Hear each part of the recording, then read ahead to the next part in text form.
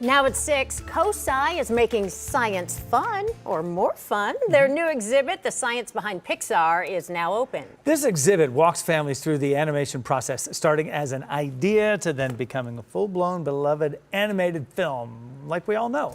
10 TV meteorologist Meredith Garfalo gives us a behind-the-scenes tour. If you are a fan of Pixar, well, you are in the right place because here at COSI we have a brand new exhibit. Look at Dr. B's stance. I mean, he's ready to go. I am so excited to this new exhibit that just opened here. What are we looking at? Absolutely. This is the Science Behind Pixar, one of the most iconic animations ever done in the history of film and television. And of course, we got to give a plug to you because this is To Infinity and Beyond Buzz Lightyear for Rocket Girl. Woo! All right, let's go. Let's go. We're going to talk about this and give you a little bit of a behind-the-scenes tour because there's a lot of STEM that goes into making movies, if you didn't realize that. And that's the most exciting piece about why we have this at COSI. All of this comes to life because of science, technology, engineering, arts, and math. And here you're looking at something called rigging. The first place we were with Buzz Lightyear, that's how you make a digital model of the sculpture. First they start with clay, and then they go from clay to a digital model. Then once they have the digital model, they have to set it up for it to move, and it's a process called rigging. Okay. Basically, we have a skeleton in our body. They make a digital skeleton, as you can see here, and that's what allows these characters to move. And so once we figure that piece out, and the characters are moving, this is my digital version of me moving. So we have to walk. We have to walk like this. Just like this. But all jokes aside, the advanced science allows the movement to go like this, which would be an old school cartoon, to very humanoid. And that's the sophistication that is only brought about through science, technology, engineering, arts, especially computer coding. Then you come here. Oh, right? this looks, okay, this looks, should I sit down? Have a seat here, right? Pick a different color. Ooh, yep. So you're changing the backgrounds. You can do jelly beans, right? And so if you think about cars, right? If you want a car to look shiny, okay, it can look a certain way, but imagine you want it to look rusty, right? In a real car, you just film a rusty car. Well, how do you do that in cartoons? Sparkly. There you go. You gotta have sparkly. You gotta have sparkles. There you go. So this is actually talking about coding. So whether it's the animals, ants, or Buzz Lightyear, how does that coding look original and official?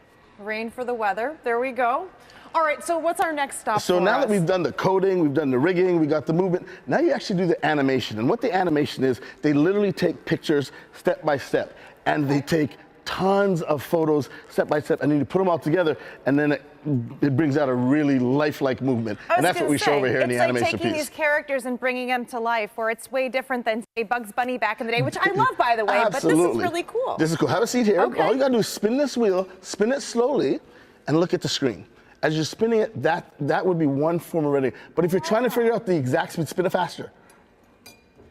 Right? Oh my gosh, wow. Right? And so you can actually control how the animation to make it look perfectly lifelike. Sometimes things are slower, sometimes things are faster, and it's all computer science and algorithms behind this that make this come alive. This is so fascinating. So we have a couple more minutes. What else do we have in this display? I mean, we have everything from stopgap motion over here, rendering back here, but I want to bring you to this last piece called lighting, because one of the most amazing things, when you think of making films in real life, they have all the lights, right? They just shine a light, or if you're outside, you got the sun. Well, with cartoons, there is no lamp in the room. There is no sun. So how do you make that come alive? And that's what this part is here. Well, it's like anything with lighting when we're on TV, right? You have to have the perfect lighting to just really balance everything that's in the happening. That's exactly right. Now, we can do that as humans, but how do you do that on a screen? My how do you do that, right? And so this really calls it out. And they spend, I can't tell you how many hours figuring out how to make the lighting look lifelike. Like, so here you got the sun shining through the ocean, right? Well, how do you do that? And this shows you step by step, to your point, using science, technology, engineering, arts, and math. And lastly, the best thing about this exhibit, people talk about, oh, art and science is different things. This exhibit makes it come to life and showcases how it's everything. Dr. B, come out to COSI, check out this new exhibit. And of course, we will always have the newest exhibits and experiments for you right here on 10 TV. That's right. Love seeing that. Dr. Frederick Bertley there. I'll tell you, he is so exciting. He just makes you love science even more and love everything they have there at COSI. Now, the Science Behind Pixar, that is open right now. You need to buy a ticket to this exhibition in addition to a general admission ticket. And you can check out the exhibit now through May 24th. And remember to tune in every morning to 10 TV News and watch meteorologist Meredith Garfalo, your trusted source for the weather forecast.